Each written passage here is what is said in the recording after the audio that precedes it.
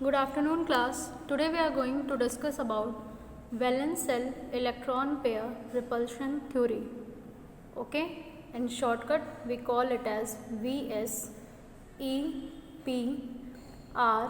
theory.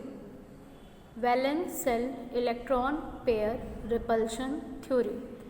Students, जब हम valence shell electron pair repulsion theory के बारे में डिस्कस करेंगे तो हम देखेंगे कि कैसे ये थ्योरी शेप्स के बारे में बताती है। ठीक है, अगर कोई कंपाउंड है जो AB2 टाइप का है तो हम कैसे गवर्न करते हैं कि वो लीनियर है। अगर यही कंपाउंड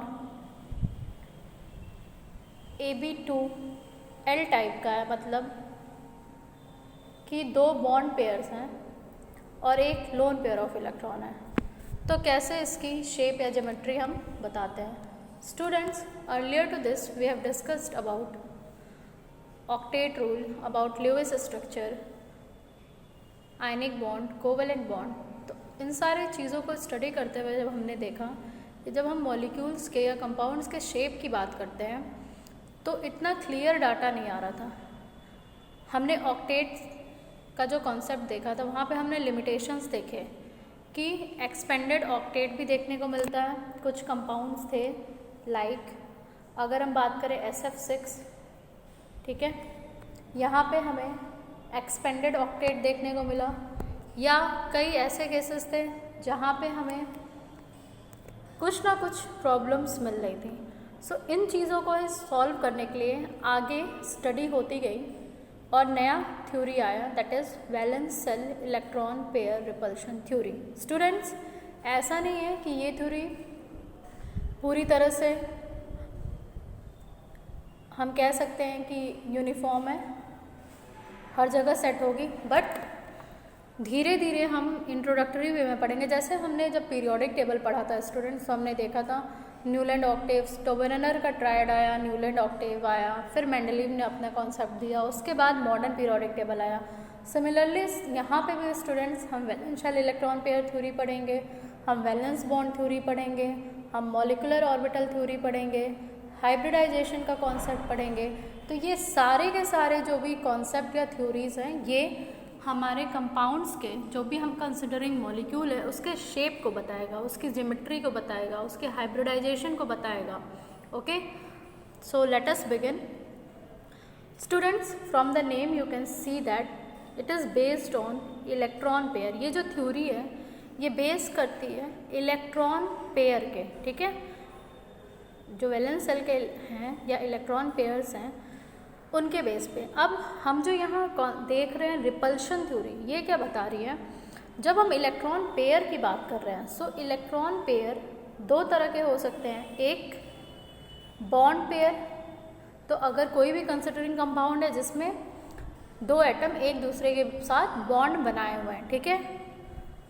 दूसरा चीज़ हो सकता है स्टूडेंट्स इलेक्ट्रॉन पेयर में लोन पेयर, मतलब ऐसे इलेक्ट्रॉन्स जो बॉन्डिंग में इन्वॉल्व नहीं है, मतलब वो फ्री हैं, वो किसी एटम के साथ बॉन्ड नहीं बना रहे हैं। ओके, सो ये जो हमें दिख रहा है इलेक्ट्रॉन पेयर, तो कोई भी मॉलिक्यूल है उसमें बॉन्ड पेयर लोन पेयर हो सकता है। अगर हमने बात की कि AB2 मॉलिक्यूल ही है तो इसमें दोनों ही बॉन्ड पेयर हैं। अगर हो सकता है कोई ऐसा मॉलिक्यूल है जो कि AB2L टाइप का है जिसमें दो बॉन्ड पेयर हैं, एक लोन पेयर है। सो ऐसे कई सारे कंपाउंड्स आते जाएंगे, हम उसी के बारे में डिस्कस करेंगे कि कैसे ये बॉन्ड पेयर में रिपल्शन होता है या लोन पेयर बॉन्ड पेयर में रिपल्शन होता है, और कैसे जो भी हमारे कंसिडरिंग मॉलिक्यूल्स हैं उनका शेप या ज्योमेट्री कैसे डिफर करते जाता है। ठीक है, सो स्टूडेंट्स, बेसिकली ये है क्या, द इलेक्ट्रॉन पेयर्स जो होते हैं जो सराउंड करते हैं सेंट्रल एटम को, वो एक दूसरे को रिपेल करते हैं, ठीक है, और थोड़े थोड़े डिस्टेंस पे होना चाहते हैं, और ऐसे डिस्टेंस पे होना चाहते हैं कि ये जो है जो इनका फर्दर रिपल्शन है, ठीक है, उनके क्या हो जाए, इतनी दूरी हो जाए, ठीक है, एज अ रिज़ल्ट जिसकी वजह से मॉलिक्यूल को मिनिमम एनर्जी मिले। मिनिमम एनर्जी में आने का मतलब है कि वो कंपाउंड क्या हो जाए, स्टेबल। हमने इससे पहले भी देखा था जब हम अबव प्रिंसिपल की बात कर रहे थे तो हम देखते थे कि कैसे लोअर एनर्जी स्टेट से ऑर्बिटल की फिलिंग हो रही है, ठीक है। तो ये सारी चीज़ें यहाँ पे है कि वो कंपाउंड चाहेगा कि उसको क्या हो जाए, मिनिमम एनर्जी मिले, दैट इज़ वो स्टेबल हो जाए। लेकिन स्टूडेंट्स जब उनके बीच में रिपल्शन होता है तो इलेक्ट्रॉन पेयर जो होता है एक डेफिनेट पोजीशन लेता है, ठीक है, सेंट्रल एटम के पास। उसकी वजह से मॉलिक्यूल में एक डेफिनेट ज्योमेट्री या शेप होता है, ठीक है। क्या हम कह रहे हैं, कोई भी मॉलिक्यूल, कोई भी आप कंपाउंड लीजिए, हमने लिया AB2, ए एटम है तो ये क्या हो जाएगा, सेंट्रल एटम, इसके साथ B एटम जुड़े हुए हैं, ठीक है।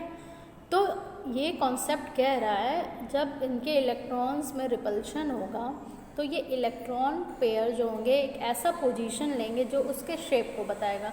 जैसे अगर हम इसी AB2 मॉलिक्यूल की बात करें तो हमें ये क्या दिख रहा है, लीनियर दिख रहा है, तो इसका शेप क्या हो जाएगा, लीनियर। ओके, सो स्टूडेंट्स ये जो कॉन्सेप्ट था, जो हमारा अभी हमने जो बात की, यही कॉन्सेप्ट जो रिजल्ट किया, बेसिक अजम्पशन दिया VSEPR थ्योरी का। अब हम देखते हैं कि ये बेसिक अजम्पशंस क्या क्या हैं। सो स्टूडेंट्स जो बेसिक अजम्पशंस हैं, सबसे पहली चीज़ जो शेप होगा मॉलिक्यूल का, अगर उसमें 2 एटम हैं, ठीक है, वो हमेशा लीनियर होगा। अभी हमने पिछले में ही देखा AB2 टाइप का मॉलिक्यूल है जो कि लीनियर है। नाउ स्टूडेंट्स सेकंड कंडीशन है कि अगर कोई मॉलिक्यूल है जिसमें 3 या उससे ज़्यादा एटम है, ठीक है, तो उसमें एक एटम जो होगा वो सेंट्रल एटम होगा जिससे और सारे एटम लिंक करेंगे। तीसरी चीज़ स्टूडेंट्स, अगर सेंट्रल एटम सिमिलर एटम से सराउंडेड है, ठीक है, और वो भी बॉन्ड पेयर्स हैं, तो जो रिपल्शन होगा वो क्या हो जाएगा, सिमिलर, जिसकी वजह से जो शेप होगा मॉलिक्यूल का वो क्या होगा, सिमेट्रिकल। इसकी वजह से हमें सिमेट्रिकल शेप देखने को मिलेगा और ये मॉलिक्यूल जो होगा उसको हम कहेंगे कि इसके पास एक रेगुलर ज्योमेट्री है, ठीक है। स्टूडेंट्स अभी आप जब प्रीवियसली पढ़ेंगे कि बेसिक ये थ्योरी किन साइंटिस्ट ने दी थी, तो जो सबसे पहला सिंपल थ्योरी था वो यही है जो मॉलिक्यूल के शेप को बताता था। और इसमें बेसिकली क्या हुआ कि सिडविक और पॉवेल ने ये थ्योरी दी थी 1914 में, लेकिन इसमें कुछ फर्दर चीज़ें इम्प्रूव की गई जो कि निलहोम और गिलेस्पी किए थे, ठीक है, 1957 में। वो इम्प्रूवमेंट क्या था स्टूडेंट्स, वो इम्प्रूवमेंट था कि अगर सेंट्रल एटम लिंक्ड है डिफरेंट एटम से, ठीक है, और वहाँ पे लोन पेयर ऑफ इलेक्ट्रॉन्स भी हैं और बॉन्ड पेयर ऑफ इलेक्ट्रॉन्स भी हैं, उस केस में क्या हो जाएगा, जो रिपल्शन होगा इन सब के बीच में, उसकी वजह से जो मॉलिक्यूल होगा उसमें इर्रेगुलर ज्योमेट्री मिलेगी, मतलब हम कहेंगे डिस्टॉर्टेड होगी ज्योमेट्री, ठीक है। सो ये इम्प्रूवमेंट किया गया था निलहोम के द्वारा। और स्टूडेंट्स जो ऑर्डर होगा रिपल्शन का, उसके लिए भी इन्होंने ट्रेंड दे दिया कि क्या ऑर्डर रहेगा, लोन पेयर में सबसे ज़्यादा रिपल्शन होगा, लोन पेयर बॉन्ड पेयर में उससे कम, और बॉन्ड पेयर में सबसे कम रिपल्शन होगा। ओके, नाउ स्टूडेंट्स हम बात करें एजम्पशन, जो पांचवा एजम्पशन इससे मिला कि जो एग्जैक्ट शेप है मॉलिक्यूल का, ठीक है, वो डिपेंड करेगा upon the total number of electron pair. कितने number of electron pair present है इसके बेस पे इसका एग्जैक्ट शेप डिपेंड करेगा, ठीक है। अब हम जब बात करते हैं VSEPR थ्योरी के बेस पे जो मॉलिक्यूल के शेप होते हैं, अगर उसमें 2 इलेक्ट्रॉन पेयर है, 3 इलेक्ट्रॉन पेयर है, 4, 5, 6 जितने भी इलेक्ट्रॉन पेयर हैं, तो ये सेंट्रल एटम के अलाउंड, तो ये जो है बताते हैं कि उसका शेप क्या है, ठीक है। ऑल ऑफ विच में बी बॉन्ड पेयर ओनली और सम ऑफ दीज में बी bond pair and the remaining में बी lone pair. Okay, so students हम कुछ एग्जांपल देखते हैं। जैसे कि अगर हम एक मॉलिक्यूल ले रहे हैं BeF2 है, तो BeF2 के केस में स्टूडेंट्स आप क्या देख रहे हैं कि इलेक्ट्रॉन पेयर कितने हैं इसमें, 2, और ये दोनों इलेक्ट्रॉन पेयर कैसे हैं, बॉन्ड पेयर, दोनों डाटा सेम है, ठीक है। इलेक्ट्रॉन पेयर कितने, 2, और दोनों कैसे हैं, बॉन्ड पेयर हैं, ठीक। लोन पेयर एक भी नहीं है, ज्योमेट्री क्या हो जाएगी, लीनियर, ठीक है। इसका शेप हम देंगे तो सीधे हम इसको ऐसे लीनियर दिखा देंगे।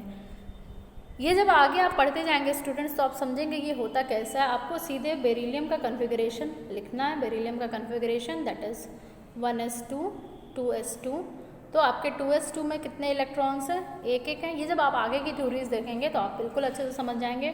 तो बेरिलियम के पास 2 इलेक्ट्रॉन्स हैं और फ्लोरीन का भी आप जान रहे हैं स्टूडेंट्स 2 और 7। तो फ्लोरीन क्या करेगा? एक इलेक्ट्रॉन ऐड करना चाहेगा, तो एक ये फ्लोरीन का इलेक्ट्रॉन, ये फ्लोरीन का इलेक्ट्रॉन, दोनों आपस में शेयरिंग करेंगे और बॉन्ड का फॉर्मेशन हो जाएगा, दैट इज़ BeF। चूँकि बॉन्ड्स बन रहे हैं इस वजह से इसको हम क्या कह रहे हैं? बॉन्ड पेयर कह रहे हैं, ठीक है। अगर कोई भी इलेक्ट्रॉन एज इट इज़ रह जाता है इलेक्ट्रॉन, तो उसको हम क्या कहते हैं? Electron pair. ऐसे ही स्टूडेंट्स BeCl2 के केस में भी सिमिलर चीज़ें होंगी। सो स्टूडेंट्स इसी तरीके से आपको कुछ चार्ट याद करने हैं, ठीक है। ये चार्ट हमने दिया हुआ है। आज हम 5 इलेक्ट्रॉन पेयर तक की बात करेंगे। नेक्स्ट लेक्चर में हम 6 इलेक्ट्रॉन पेयर से और इससे रिलेटेड क्वेश्चन एक बार देखेंगे कि कैसे क्वेश्चन आते हैं और इस थ्योरी की लिमिटेशन देखेंगे। As if students there is limitation of this theory, चूँकि इस थ्योरी का लिमिटेशन है लेकिन फिर भी कभी कभी एग्जाम में डायरेक्ट क्वेश्चन आ जाते हैं, ठीक है। What is VSEPR theory, what are the assumptions of VSEPR theory, तो आपको ये पढ़ना इंपॉर्टेंट है।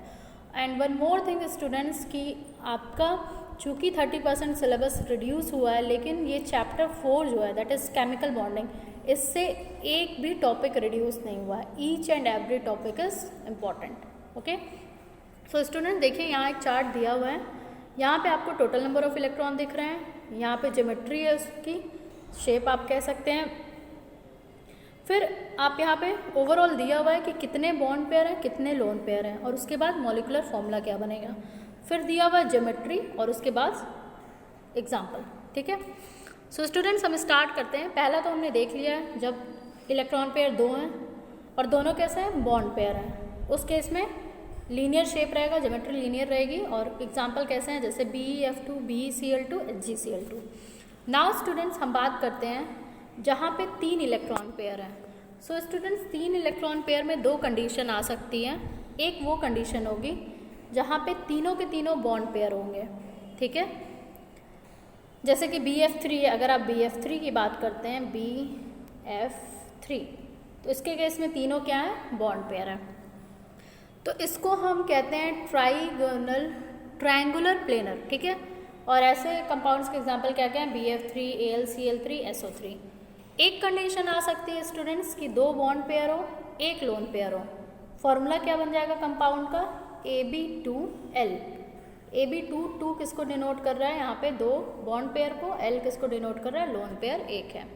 इस केस में हमने अभी पढ़ा था एजम्पशन के बारे में कि डिस्टॉर्ट हो जाएगी, मतलब अब ये कंपाउंड ट्रायंगुलर प्लेनर नहीं रहेगा। भले यहाँ पे 3 इलेक्ट्रॉन पेयर हैं लेकिन ये ट्रायंगुलर प्लेनर नहीं रहेगा क्योंकि एक लोन पेयर है यहाँ पे, ठीक है। ये क्या हो जाएगा? Bent V shape. ऐसे कंपाउंड कौन कौन से होते हैं? SO2, O3, SnCl2, ठीक है। अब हम बात करते हैं अगर इलेक्ट्रॉन पेयर 4 है। सो स्टूडेंट्स अगर 4 इलेक्ट्रॉन पेयर्स हैं, हमें स्टूडेंट्स टाइम भी देखना है, हम जो भी पार्ट रह जाएगा वो नेक्स्ट लेक्चर में डिस्कस करेंगे। 4 इलेक्ट्रॉन पेयर में भी हमें 3 केस देखने को मिलेगा स्टूडेंट्स। एक नॉर्मल केस जहाँ पे चारों के चारों बॉन्ड पेयर हैं, उस केस में फॉर्मूला हो जाएगा AB4, और चारों बॉन्ड पेयर हैं तो इसे हम क्या कहते हैं? टेट्राहेड्रल। और ऐसा किस कंपाउंड्स में देखने को मिलता है? जैसे CH4, SiH4, NH4+, okay. Now students दूसरा केस आ सकता है कि 3 बॉन्ड पेयर हो और 1 लोन पेयर हो, ठीक है। तब मॉलिक्यूलर फॉर्मूला क्या हो जाएगा? AB3L। AB3L मतलब जो टेट्राहेड्रल ज्योमेट्री नॉर्मली होनी चाहिए थी वो क्या हो जाएगी? डिस्टॉर्टेड हो जाएगी, एसिमेट्रिकल हो जाएगी, ठीक है। उसके इसमें यहाँ पे क्या आएगा? Trigonal pyramidal. जो लोन पेयर है वो पिरामिडल पोजीशन पे आ जाएगा और बाकी सारे क्या रहेंगे? Trigonal, okay. इसमें कैसे कंपाउंड्स होते हैं? Like NH3, NCl3, PCl3 etcetera. Now students talking about third condition जहाँ पे आपको देखने को मिल सकते हैं AB2L2 टाइप, ठीक है। मतलब 2 बॉन्ड पेयर, 2 लोन पेयर। इस केस में कैसा स्ट्रक्चर हो जाएगा? बेंड, ठीक है। तो यहाँ पे जो लोन पेयर है हम उसको ऐसे दिखा रहे हैं, A हमारा सेंट्रल एटम है और हमारे बॉन्ड पेयर्स इधर इधर हैं।